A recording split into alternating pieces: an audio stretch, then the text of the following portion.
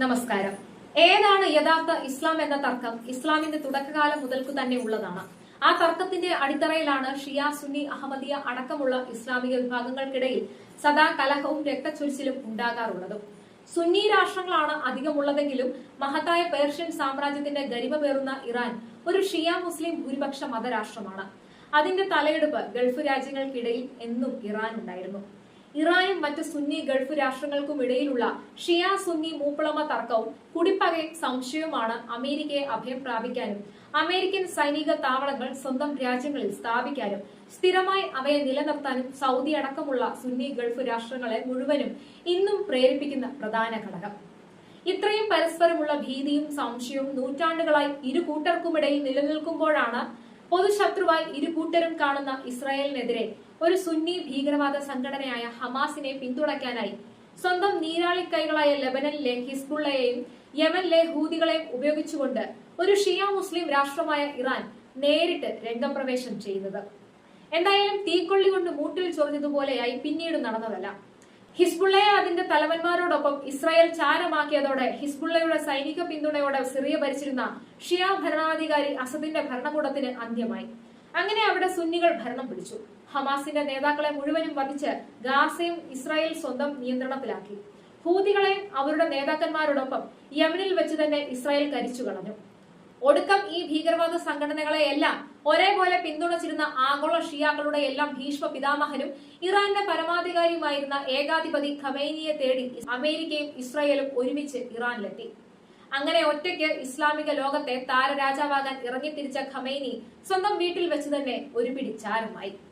യുദ്ധം തുടങ്ങി ആദ്യത്തെ മണിക്കൂറിൽ തന്നെ ഒരു രാജ്യത്തിന്റെ പരമാധികാരിയും സൈനിക നേതൃത്വമടക്കം പ്രധാനികൾ മുഴുവനും ഒരുമിച്ച് പടമായെങ്കിൽ ആ രാജ്യത്തിന്റെ സൈനികമായ ദൗർബല്യങ്ങൾ എത്ര വലുതാണെന്നാണ് പരസ്യമാവുന്നത്. ഇറാൻ എന്ന രാജ്യത്തിനകത്ത് മുഴുവനും ചാരന്മാരാണ്. 40ലേറെ വർഷം ഒരു മത നേതാവിന്റെ അടിമകളായി കഴിയേണ്ടി വന്നതിന്റെ ആത്മരോക്ഷം പേറുന്നവരും തികഞ്ഞ മതവാദികളും എന്നിങ്ങനെ രണ്ടായി ഇറാനിയൻ ജനത വിഭജിക്കപ്പെട്ടിരിക്കുന്നു. ഖമേനിയുടെ പതനത്തോടെ ഒരു തുറന്ന ആഭ്യന്തര കലാപമാണ് ഇറാനെ കാത്തിരിക്കുന്നത് എന്ന് വേണം ന്യായമായും വിലയിരുത്താൻ. സുന്നികൾക്ക് വേണ്ടി പടമായ ഖമേനിക്ക് വേണ്ടി പടപൊരുതാൻ എർദോഗാൻ അടക്കമുള്ള ഒരു സുന്നി ഭരണാധിപനും തയ്യാറുമല്ല.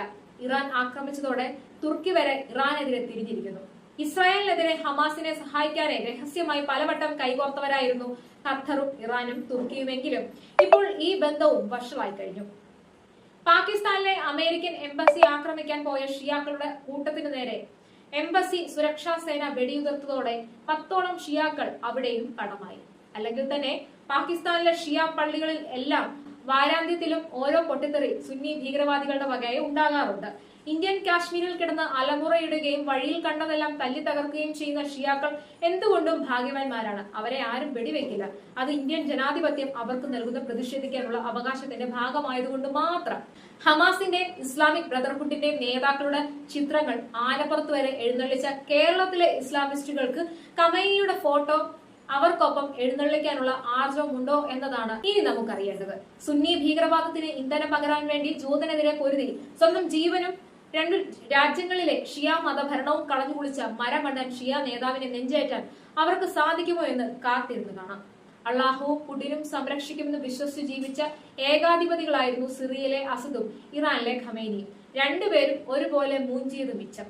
പ്രതിസന്ധി ഘട്ടത്തിൽ പുടിൻ അതിവിദഗ്ധമായി തടിതപ്പി. ഒരു ഏകാധിപതിയും മറ്റ് ഏകാധിപതികൾക്കായി സ്വന്തം ചോരയും നീരും പറ്റിക്കാൻ തയ്യാറാവില്ലല്ലോ.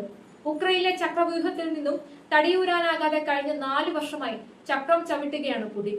സ്വന്തം കാലിൽ ഉറച്ചു നിൽക്കാനാവാത്തവർക്ക് മറ്റാരെയാണ് സംരക്ഷിക്കാനാവുക?